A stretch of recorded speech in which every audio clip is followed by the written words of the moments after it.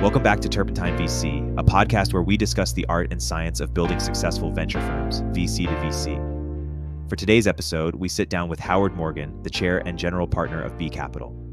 Howard is a pioneer in venture, having co-founded firms like Renaissance Technologies with Jim Simons and First Round Capital with Josh Koppelman. In this interview, we discuss how Howard picks the right people to work with, how he thinks about trade-offs at the different firms he's built, and how his experience in the last 6 venture cycles informs his predictions about the next 10 years of venture. Howard shares his earned wisdom with remarkable candor and offers advice to anyone who wants to build a lifelong investing career. Howard, thank you so much for joining Turpentine VC. Welcome to the podcast. Thanks, Erik. Glad to be here. So, Howard, you have an illustrious venture capital and investing career at 4 different institutions that you've been at over the past 4 decades. Why don't you give a quick tour of the 4 institutions that you helped start or were investing at, and what was the story that inspired you to start each successive one? Sure. The first was at Renaissance Technologies Corp., which I started with Jim Simons back in 1982.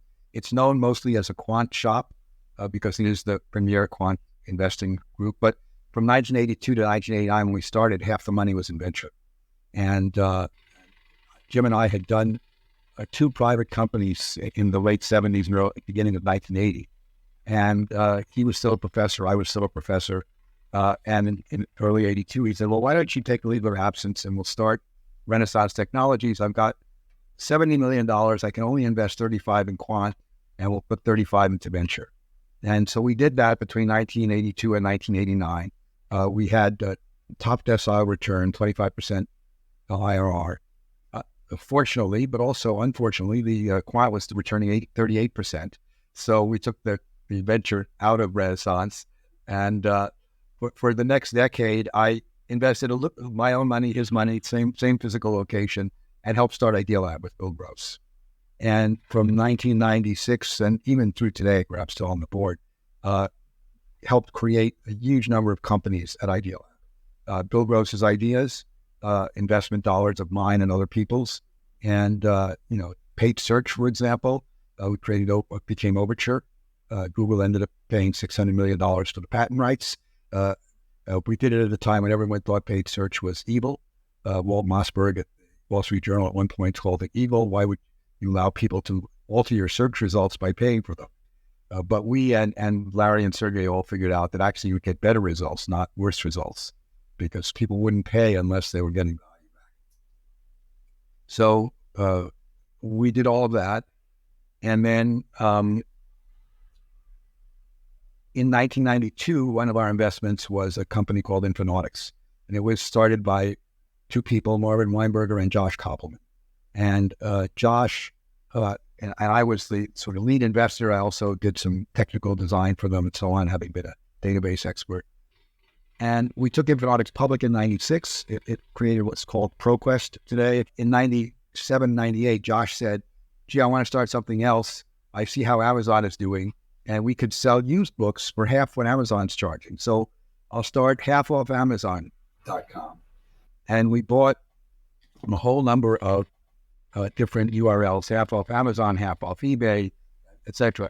But eventually it just rolled into half.com. And half.com was quite a phenomenon.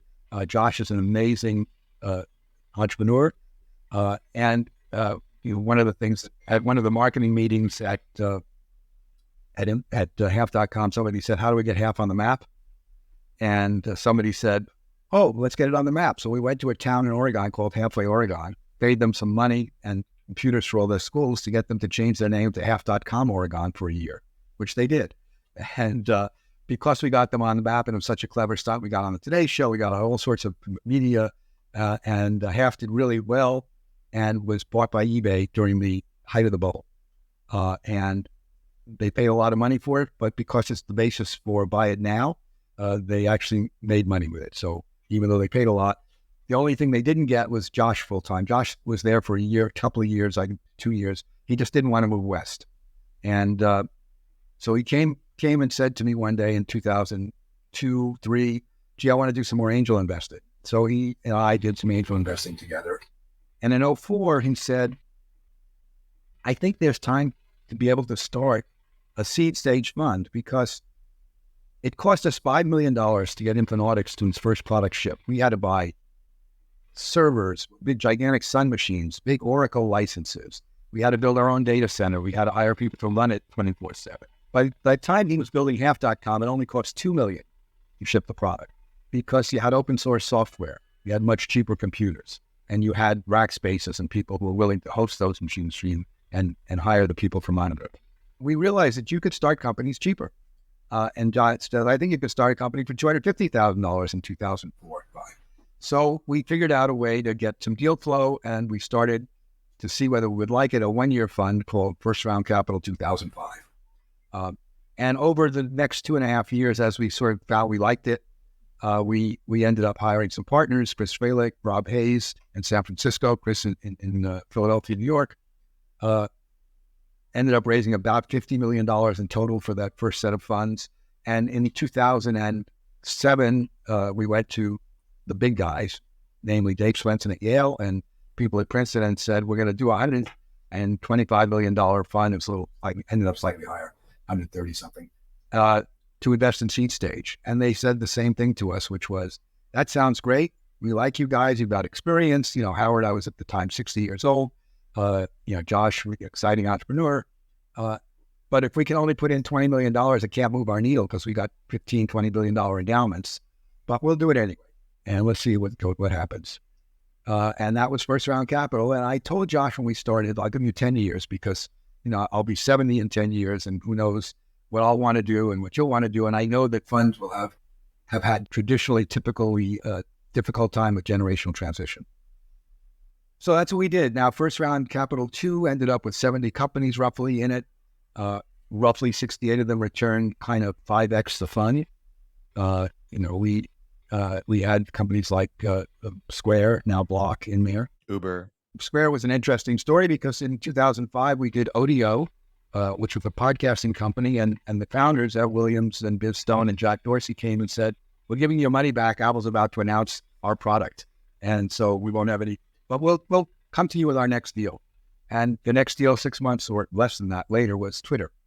But they wanted 20 million pre-money. And we said, no, we don't do anything over 10 million pre-money. Sorry.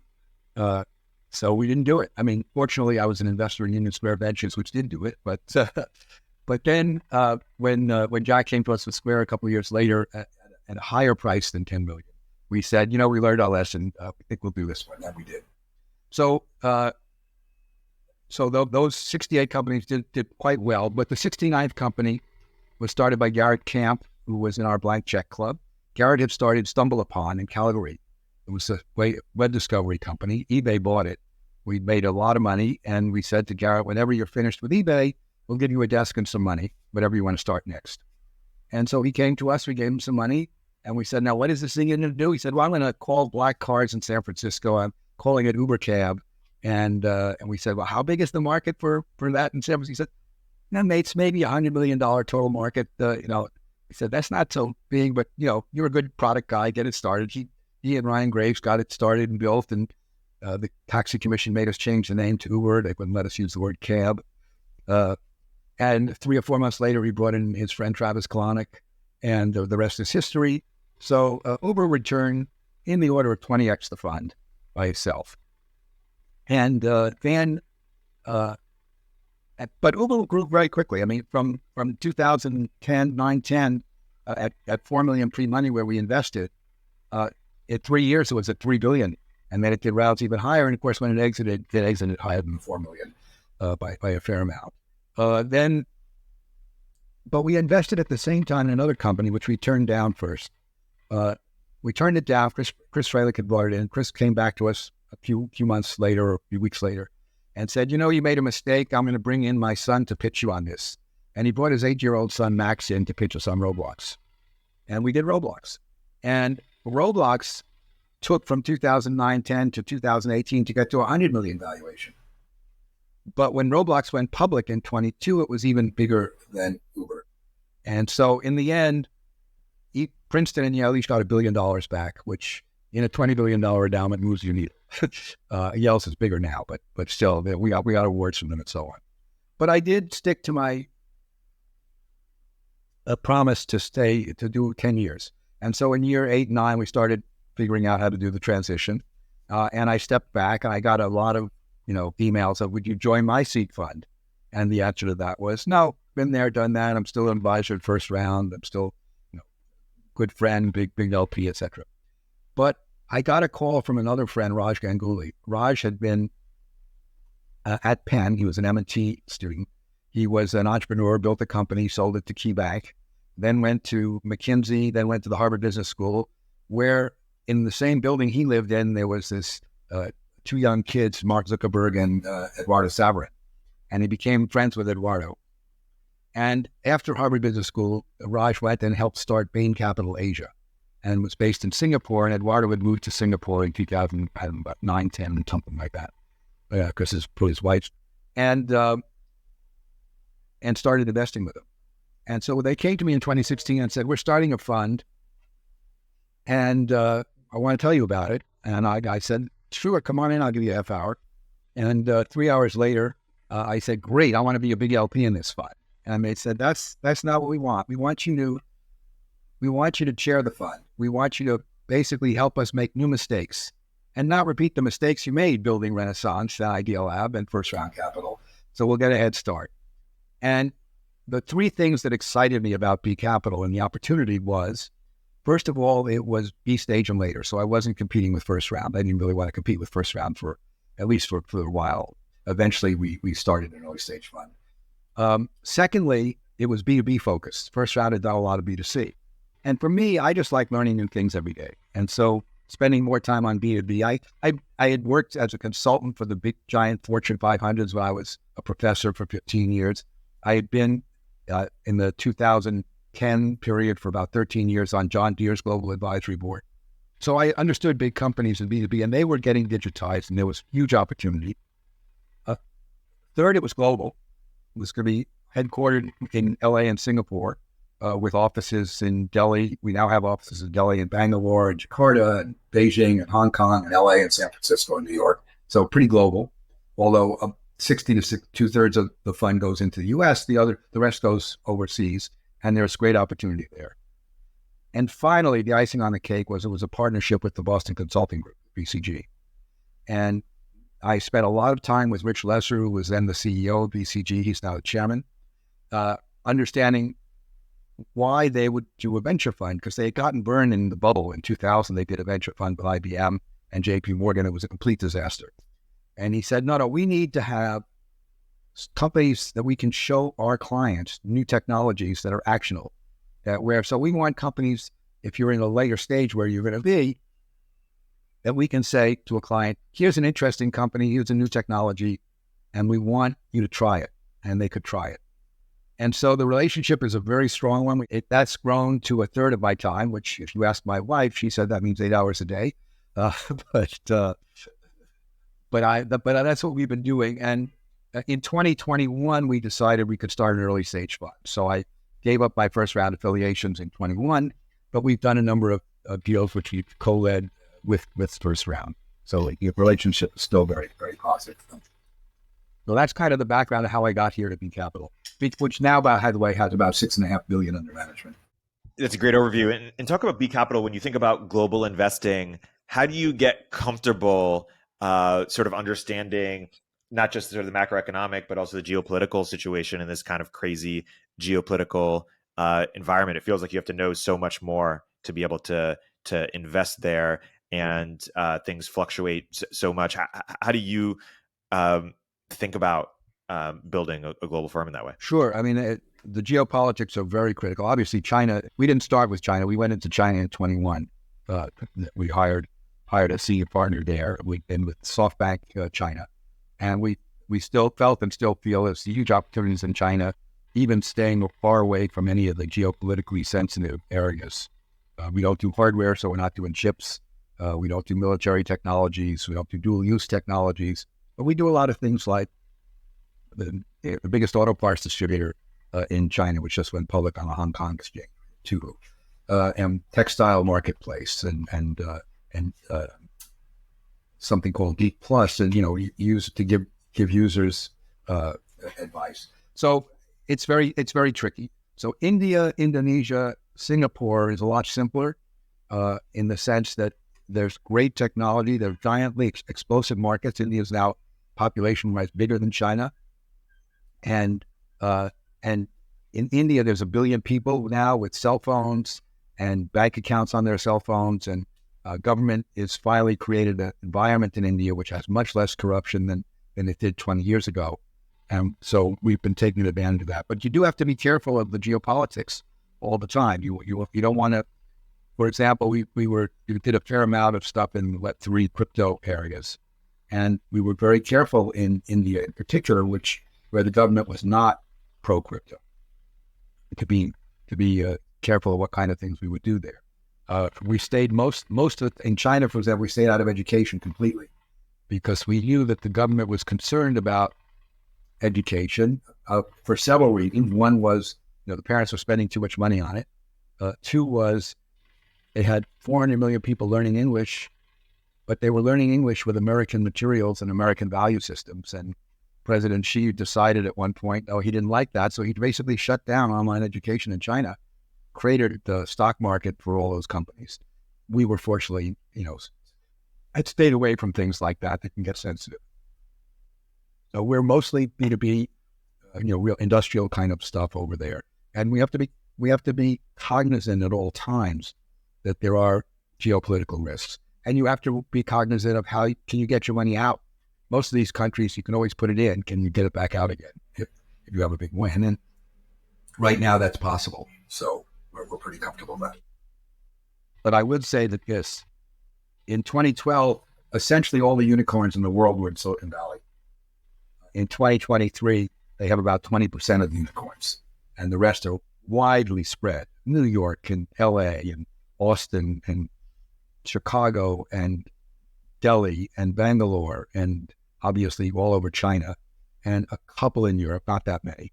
But technology is democratized. It's all over the place now. You can build companies anywhere. So the theme that you chose was global. I'm curious if you had to pick a different theme, maybe once you do 10 years at B Capital in your 80s, or when you think about, emerging managers, what are other themes or angles of building a venture firm that you're particularly excited about, or you think are still ripe or have opportunity? Remember, I'm 1/3 B Capital, 1/3 is family office. And my family office has seeded or funded almost 30 underrepresented minority managers, women and underrepresented minorities. So I feel that that's a great place to build a venture fund, because just as there are unicorns built now in cities that never had them, but most of the unicorns were built in the Valley in 2012. Most of the big venture companies are built by white guys, but now that you have people all over the world building things, women, African Americans, indigenous people, Latinos, everyone can build, and there's brilliant talent in all of those places. And some of these firms are seeing deals that I would never have seen. My networks would never have seen. So that's one important place. Second thing to say is this. When I was in college in 1965, I was about to go to MIT for physics graduate school. And I was advised by a very wise fellow, Dick Hamming from Bell Labs. And he basically whispered in my ear, computers, the way in the graduating says plastics. And I listened to him, and I went for computer science. And when people ask me that today, the places I talk about are genomics or bioinformatics or something in that space, and longevity. Because we have more and more people living longer, we want to make them live healthier. And these spaces is monstrous. And the final place there is space. Where obviously SpaceX has done amazing stuff, but there's a huge opportunity to invest in technologies related to space and space exploration and space utilization, not just exploration, whether it's asteroid mining, whether it's communication satellite technologies, whether it's going to Mars. I'm not going, I don't expect to anyway, but I don't doubt that we will in fact do that. Hey, we'll continue our interview in a moment after a word from our sponsors. If you're a startup founder or executive running a growing business, you know that as you scale, your systems break down and the cracks start to show. If this resonates with you, there are 3 numbers you need to know. 36,025 and 1.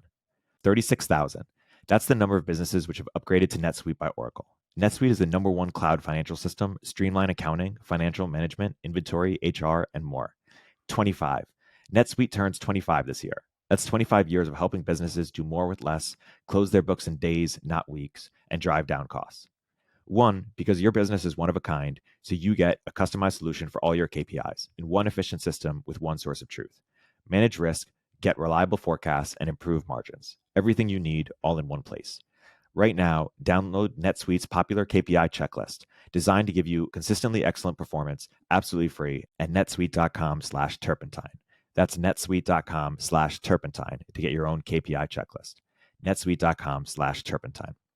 Are you not as bullish on AI or crypto for venture opportunities? AI is in everything. AI is table stakes. So it's not a question of being AI. It's just that you've got to build a company to doing something. Fundamental foundational AI technology, large language model stuff, that's for the giant players right now. But using that technology in a vertical area for a company that has a proprietary data source to train on, that we're doing a lot of. And we have 3 investments in AI for drug discovery, one called Atomwise in the Bay Area, one called InSilico, which is based in Shanghai and London and New York, and another called Hi-Fi Bio. We think they're using AI with huge libraries of data about molecules. They have drugs going into clinical trials and so on. So yeah, I'm very bullish on AI, but I don't want to invest in the fundamental technologies of AI. I want to invest in the companies using AI higher up in the stack, if you will. So I'm not buying the operating system company. Although in my private portfolio, I certainly continue to accumulate Microsoft stock. I think they're going to be a big winner here. But that's one area. And the other area is in longevity space. And in crypto, Josh and I bought our first Bitcoin in 2012 at $90. A year later, I don't know what he did, but I sold 10% of it for $900, so I was in for free. And I still have those Bitcoins. I watched them go to 65,000 and 5,000 and 20, whatever it's today, 28,000, so on. I'm a believer in crypto, but it's a long haul. So I've done some recent investments with something called Ordinals, which puts sort of like NFTs on the Bitcoin blockchain, not using Ethereum. So I'm an investor in Lightning, which is able to speed up the Bitcoin blockchain so that you can actually use it for transaction purposes. But on the venture side, we're not doing a lot of. We are in B Capital. We're in Falcon X, which is a digital prime broker. We're in some picks and shovels in that space, but we have not been playing the token game. Yeah, that makes sense. You mentioned earlier that when B Capital invited you to join, one of the things they said is you'll learn from the things you would have done differently. Now, obviously, with First Round and the others, you've had immense success, but there's always things we would have done differently or mistakes we made. What's something that you can share that maybe you would have done a bit differently that might be helpful to emerging managers out there? Yeah. No, I get the question. I mean, I think, look, one of the things that worked well was First Round was a multi-location fund that tried to operate as a single fund. So we were in video conferencing very early, 2008. We went through every video conferencing system possible and ended up on Zoom by 2015, 14 really, which was the best of it. At B Capital, we operate as a global fund. So our investment committee meetings are typically 5 p.m. Pacific on Monday, 8 p.m. Eastern, 8 a.m. Singapore and China, which means that everybody who was on the call, all the partners, are probably on at home because at those times of day, and they're probably at home. So COVID was no difference to us. Everybody was still working from home, still on Zoom, and we built a Zoom culture. And I had seen some of the mistakes in building those cultures, and so we had some rules about you have to have your camera turned on because if your camera's not turned on, you're probably doing something else, at least partially. We make everybody speak and rotate and so on. So a lot of things about that kind of culture, I think, were lessons that I had learned that we would have taken too long to learn. A lot of lessons about how to make sure that you're getting the unvarnished opinions of the people on your investment teams. When we started First Round, when we first brought in additional partners, to Josh and I, we realized that they were starting to hang back and try to wait to see which way we thought. And, we said, we hired you. So we went to a system which a lot of firms have ended up going to, what B Capital certainly does, where you have to put a written vote in before this discussion. And you have to put your questions in and you have to rate. And that way everybody sees, sort of open as to how they really feel about the particular deal. And then you have a lot of discussion about those issues. But you're not able to hide and say, I wonder if Eduardo wants to do this deal. Maybe I'll wait to see what he says. No, you can't do that. You have to commit early. And I think that's an important lesson that a lot of firms learn late. There are things about portfolio construction I wish we had done differently at first round that we're doing differently at B Capital, and also the things that we learned about focusing and having enough ownership in companies. Because the reason that first round 2 did so well is we had enough ownership in Uber and in Roblox, so that even getting diluted in later rounds, which we did because that fund was too small to continue to keep pro ratas all the way through, we still owned enough at exit so that they were really pretty gigantic. And I've tried to enforce at B Capital at different stage funds, our early stage fund, our opportunity fund, our growth funds, that we maintain and focus on ownership. And focus on, the other thing here is focus on putting the dollars out for investment sort of ratably over the fund life. If it's a 10-quarter fund for investment period, and invest 10% each quarter. Don't, because 2021 is so exciting, invest 60% in 2 quarters in 2021, which some funds did. Some funds invested 100% in 12 months. One invested 100% in 9 months. The performance of those funds is not very good. You really do need to know that dollar averaging over time in a venture fund is really important to do. So I think a first round is the best seed firm of all time. I do too. My guess is that things like Y Combinator or Andreessen Horowitz, just because of their sheer AUM, have returned more capital. Maybe not the same multiples, but I guess I'm curious why you didn't start an accelerator to compete with Y Combinator, or why you guys go multistage and sort of collect more AUM when you guys had the opportunity, given your brand is so great. We had that at first round we had the opportunity, but Josh and I both felt that we were doing something really well. We saw Andreessen, they built the platform team, copying from us and trying to help how you help entrepreneurs grow things. If you have a smaller fund and you have a big winner, you get carry much faster. So from a personal economics point of view to the partners, we were not in it for management fees. We were in it for carry. We were both big LPs in our funds. And if you're a big LP in the fund, what you want to get to is return and carry, and you don't worry about the management fee. When you get as big AH is now and others, they're at where you look at the giants, the Black Rocks and the Carol Atlantics, the management fees are much more important to them. And that takes your eye off the ball of trying to find great investments they're going to have. So we were not focusing on AUM. In fact, the first fund that they did is over 220 million was their latest fund, which I think is around 500 million. And that's only because entry prices were going up and they just felt they had to be able to compete a little bit better. But it's never been an AUM game at first round. And we had the brand, but we didn't have the desire. We were doing quite well, and we figured if we did really well, as we did with Fund 2, obviously, where I was a significant LP, and so was Josh. You're a significant LP in a fund that returns 25, 30, 35, 40x. That's enough to make you happy, and enough to have the rest of the people in the firm get good bonuses and so on. But I will admit, a lot of people went the AUM route. And now at B Capital, because we're doing later stage investing, we do need much more capital. So, but even there, we don't expect to go for Blackstone's $1 trillion. I mean, we're at $6.5, $7 billion now. Maybe we'll be $10 billion. But we have a lot of people. We've always, and this is something that I really credit Josh for.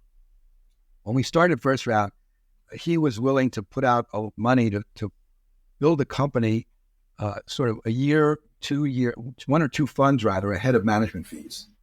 So and same thing at B Capital with Eduardo, we're able to put out and hire way ahead of what management fees would be. And that lets us do a much better job for the LPs. But of course, we're big LPs, so we're doing a better job for ourselves. There is a group of funds that are basically they don't really worry about the investment performance because their costs are covered. The management fees cover everything. If you realize that you really need to have some wins, then you act maybe a little differently. Maybe you take different kind of risk. Yeah. And so when you look at how the asset class has changed, you've been in it for 40 years. There have been times that were better to invest, times that were worse to invest. Talk about where we are now as it relates to that, and what have the fluctuations would have made the asset class a better opportunity versus not a great opportunity, and how do you think about that now? Well, a couple of things. I've been through a number of cycles, probably 5 or 6 cycles in the economy and in venture capital. And it was a much smaller industry in the 80s and 90s, obviously, than it is today. There were fewer startups being created. So the opportunity right now, because we hit the recession and because there's less money going out, is tremendous at the early stage. Amazing early stage opportunities. Early stage does really well in bad times because it takes 5 to 8 years for those companies to mature, and they then mature in the good times. So they get paid even more in the good time. In the bubbles, early stage gets crazy valuations. And I remember in 2007, we put out a note to the first round LPs and said, our average entry price has tripled from when we started. We used to go in at $250 and now it's $750. And the exit prices, if you look at the way most companies exit, which have not tripled, they've gone up 25%. So the simple math says your returns are going to go down, by half or a third. That's because unless you pick exactly the right companies, on the averages, things are much worse. So this is a good time to get in. We're getting in at decent prices now. I think funds today are pretty good. What we had was an unusual period of zero interest rates. And when you have zero interest rates, people who want return go for riskier asset classes, which venture capital is traditionally considered. So way too much money came into venture capital. And that too much money was used by people who had very little experience. And they did 2 stupid things. One was that they bid up the prices to crazy prices. And we're seeing that happen now with companies having to do new rounds, gigantic down rounds, or huge amounts of structure or whatever. And that's very, very bad. So you see, and the second thing they did was they tried to do the whole thing themselves. They said, we're going to muscle out everyone else. We have so much money to invest. We want to be the only investor. And I remember in 2002 being around a number of board meetings where we were at Idealab. We were very careful to have multiple investors. So we had other people to call on when times got bad. Now times get bad and you've got one investor and that investor's advert, and you say, but I need something. Who else can I go to? Because there's no one else there. There's no other players. So venture capital, if you play it, I think, correctly, you do want good partners over time. You could want people that you're going to co-invest with.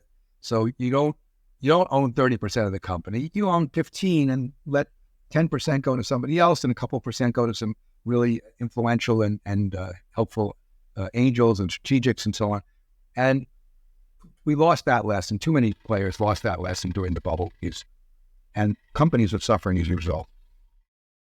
And so when you look out at the next 5 to 10 years, do you expect the landscape to shift back to what it was in the previous decade? Do you expect a lot of capital to come out? We go back to basics a bit, or are these sort of massive AUM firms here to stay and only going to continue to get bigger and bigger until they sort of compete with BlackRock or Blackstone, et cetera? What do you think? Look, I don't think we'll go back to the old days. I don't think that's not the way finance works, right? I do think we'll have shakeout. Look, in 2000 bubble, we went from 1,400 venture firms to 800. I think a lot of the solo GP funds that have been created in the last 4 or 5 years are not going to be able to raise their next funds. I think the advantage on the fund accumulation side is to the bigger players, as long as they can figure out how to perform. So I think that's here to stay, that there'll be bigger players. I don't know that we'll get BlackRock or Blackstone-sized players. I don't think there's enough investable company creation, certainly not just in the U.S. alone. We're global. That's one of the reasons is we think there's a lot of creation outside the U.S. to absorb that much capital. And we don't want to get into another 2021 where it's bubble, where the prices are so high that you can't really make money. You can't make the kind of significant returns. And you'll always do better at early stage, and early stage companies don't need that much money. One of the other things that happened in 21 was companies got too much money, which they didn't need, just because it was being forced on them. We had one company, we had put in a term sheet at $450 million pre-money, and they called us back and they said, X giant fund has just offered us $600 million. And we said, no, that's crazy, but okay, maybe we can, maybe we'll match it. And they called us back that, well, they came in at $620 million plus $200 million credit line, so we're taking it. And we said, go with God. And then there was a down round, of course. And they had way too much money that that lesson keeps getting learned. But I don't think that we're going to see all these funds go away. I think the big funds have figured out how to operate in this environment. They have scout funds, they have small. They're investing further across the spectrum. Look, you take a great fund, Sequoia, one of the best performing funds ever, and also a terrific fund. And even they have figured out that for them, global, which was a very different kind of global, which was basically having a China operation, an India operation, an Israel operation at one point, which that was creating too many conflicts, because the India team would want to invest in a company and the US team would say, oh no, we got one like that here in the States. So for them, it didn't make sense. Whereas what we do at B Capital is we look for companies that can globalize. We look for an India company we can take to the US, or a US company we can bring to India and elsewhere. And so operating a little differently in that mode. And I do think that the global space is a place where there's huge and continuing huge opportunity because it's been underserved by venture capital. Some people say that the way that YC has continued its sort of reign is global, actually, because they had an arbitrage originally around technical founders and helping them young technical founders, helping them get connected, but then kind of it became much easier to get a network to learn.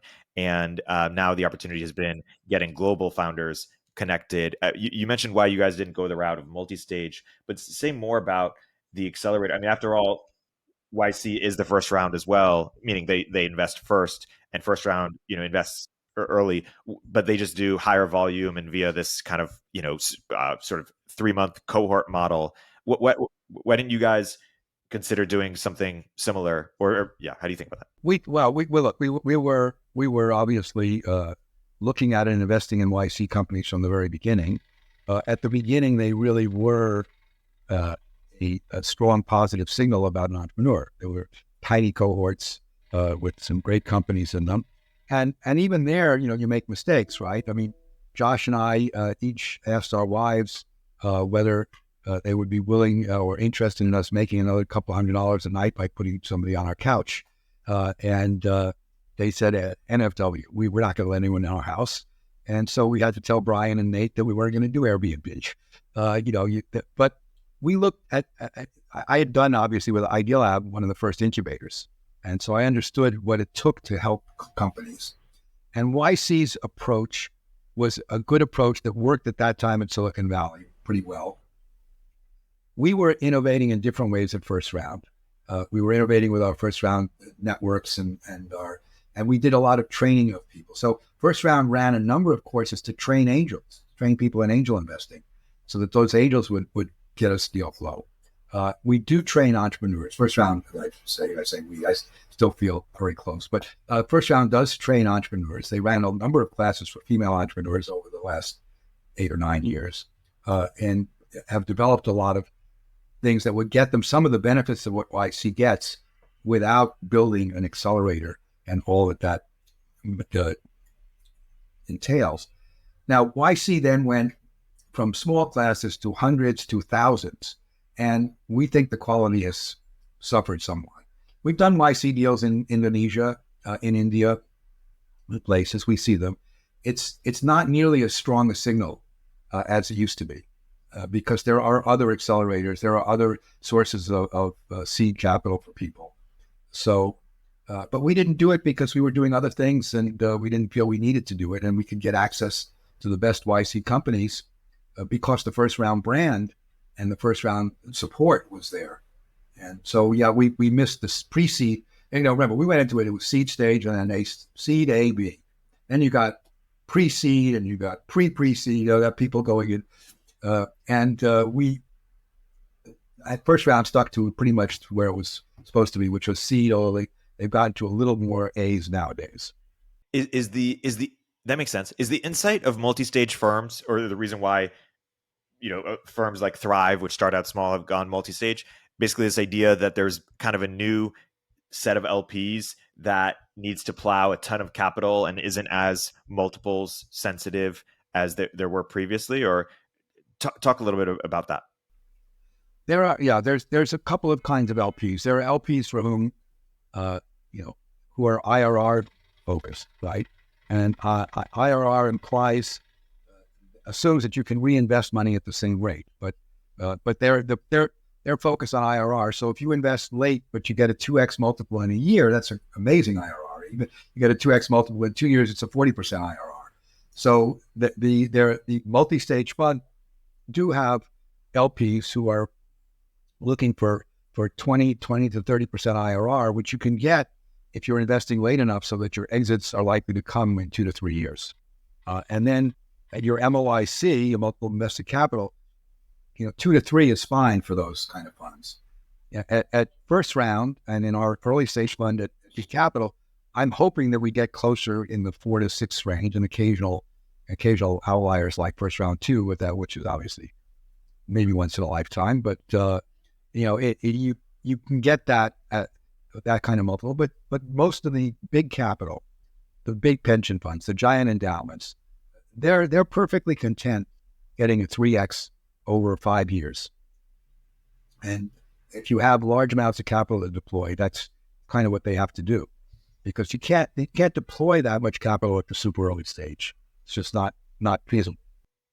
And when you think about you as an LP, given your family office, how do you think about what you're optimizing for and what you care most about as you think about your allocation? So most of what I've done is very early stage. As I say, 30 of the funds are focused on doing some good. So I'm hoping those funds return 2x or 3x. I'm not really worried about the time frame, but I'm bringing more people into the business and getting deal flow that I would not have otherwise seen, that can then be leveraged in the later stage at B Capital. That's one piece of it. The other is I'm able to invest in areas that we don't do at B Capital. People doing hardware, people doing space technology, which we haven't been doing yet, things of that sort. And that's what I get is to learn about those things. And then a lot of stuff that I do in that fund is I see quant players, I see crypto quants, they're doing trading, and that has allowed me to work in the crypto area without being impacted in terms of what B Capital would do. And so imagine if you were, in your 30s again in 2024, starting a new venture firm, or if you were, with Josh again, where you were 20 years ago, but it was 2024, and it wasn't like there was a dearth of seed funds. First round has spawned tons of, fellow seed funds. How would you think about your approach if you were starting over and starting emerging fund today, where you didn't have maybe tons of experience? Would you do one of the verticals that you mentioned earlier with space or bioinformatics, or is there another? Would you go earlier? Or No, two things I would do. One is vertical, and the other is global. So I would do it in a vertical. For example, there's a huge amount of space technology now coming out of India. The Indian government, has landed on the moon. They've caught the technology. There's obviously always great technologies coming out of Israel in various, not just in the security area, but in the biotech area. A lot of medical device stuff coming out there. I've been doing a lot of investing in brain-computer interface technologies. That's an area that there's only one other focused fund I know that's focused on those kind of things. I've got a couple of investments, one in B Capital that we're very, very excited about, precision neuroscience. To be fair, every venture capitalist I know makes exceptions. So whatever their focus is, if they see a real great opportunity, they're going to figure out a way to squeeze it in and shoehorn it in. Totally. I think there's a lot of people listening to this podcast who are investors, and some of them may be kind of in between things and wondering, hey, is now even a good time to be in the asset class? It's hard, and I think what I'm hearing from you is, hey, it might be harder to raise money, but if you're doing seed, it's still a good time to make money. So if you're passionate about if you're passionate about it, you're not born in the wrong time as an investor, so to speak. You heard me exactly right, which is it's really tough to raise money right now. So if you're starting a new fund and you don't have a big track record, it's going to be really tough. But it is really a great time to be investing money. And so what I advise people, in that case, is figure out how to do a couple of angel investments that will show the people you want to raise money from what your investment taste is. And then you go out and try to raise on that as a mini track record, if you will. And what about studios or incubators, right? You had that experience, of course, with IdeaLab, and that was Bill Gross's ideas. What are your thoughts on that space in general? Do you expect it to advance a lot? Do you find it challenged? How do you think about it? I haven't seen it change much. I mean, I've been helping out the guys at the ERA in New York, where they're in their 26th cohort. We've done a couple of investments over the years in companies that come out of there. Techstars obviously still going strong all over the place. YC, with its various expansions, although they pulled back their continuity fund, so they've made changes as their leadership has changed over the years. I think there's so much happening at the university level, at the university campuses, where students can get things started, that I don't think we need more accelerators or more incubators. I think we have probably too many right now, because it means that people who otherwise wouldn't get funded can hang on for 1 or 2 years, bouncing between different incubators and for an idea that really doesn't make it. So I'm relatively skeptical, I would say, on how many. I don't think we need more for sure. We probably need somewhat fewer. When you think about the just as a sort of capital allocator allocating to venture versus other asset classes, in terms of the macro, like how do you think about that in terms of what should be your allocation to venture and whether you should dial that up or dial that down? I know that some of your efforts is focused on it being philanthropic, but let's say you were solely focused on financial maximization. How do you think about the trade-offs between venture and other asset classes, investing in them as it relates to the macro? Well, first of all, it depends on your time horizon, right? I'm 77. Venture funds pay out in 13 years. I'll be 90. Will I see those results? I don't know. My kids will, my grandkids will. But so one of the things you have to think about in any investment is the time horizon for that investment. And I think that you have to have a ladder of investments with different time horizons. So I have public stock investments and bond investments. I have very actively traded quant funds that are very liquid, basically monthly liquidity, some of them daily liquidity if you really want it. And I think at least half of my portfolio needs to be in relatively liquid stuff just to be able to meet the capital calls from the illiquid stuff. Now, in 2023, I had $20 of capital call for every dollar distribution in the venture fund, right? Normally it's 3-to-1, 4-to-1, 2-to-1. It's a very illiquid environment right now, and you have to be able to meet that. So to do that, if you're sort of looking at your overall capital allocation, you've got to make sure you have enough liquidity. You got to live too. You got to have money coming in to live on, but enough liquidity to meet capital calls, to meet short-term problems that can arise, whether it's medical expenses or whoever. So you shouldn't go too overboard with an asset class like venture. I'm on the investment committees at Cornell University and the New York Public Library, and we have allocations to venture in the sort of venture and private equity in the 10 to 25% range, and that I think is about right. And I think And some individuals could go a little higher, but I wouldn't go above 30% because it just takes too long to pay out. You mentioned you're 77. What inspires you to keep going? To keep starting new venture firms, to keep investing, to keep working so much. I'm a lifelong learner. I mean, I like meeting new people. You stay young. When I was a professor at the university, I used to joke that I stayed roughly 21 because I had to know the music. I had to know the pop culture for the 19 to 21-year-olds around me. When you get into venture, you turn 27 or 28 because the people are a little bit older and it's a little different cultures and so on. When you're in the venture capital firms, you maybe get into your 30s because the partners continue to get older and as things happen. So that's fine. I mean, 30s are fine. I just don't want to get to my 60s in that sense. I want to stay as young as I can by being around people who are younger, who are excited about what they're doing. And venture capital, my idol is Alan Patrikoff right now, who's 89, still doing venture with Primetime Partners. Pierre Lamond, who's 94, 95 with Eclipse, still coming in a couple of days a week working at Eclipse. This is a field where if you love what you're doing, you can keep doing it for a long time. You have to stay healthy, hence longevity. Let's say we're having a conversation a decade from now, which I hope to be, talking about venture. You've been in it for 40 years. Do you expect the asset class to be kind of similar, and maybe there's some new names, but it's not like software fundamentally change or AI fundamentally changes or how venture is done? But that people say venture hasn't changed that much in 30 years. Do you expect that to continue to be the case? I do think AI will change venture. I think it will change a lot of the analysis that we do on companies. It will help us with that. It will help us with sourcing. The great venture capitalists have always been great intelligence operatives. I remember we used to, at one point, we monitored Bill Gurley's Twitter feed to see who had just followed him, what new people followed Bill, and what new people Bill followed, to try to see if there were entrepreneurs who had met with him that day that we could then say, oh, wait a second, they must be starting a company. You should talk to them, right?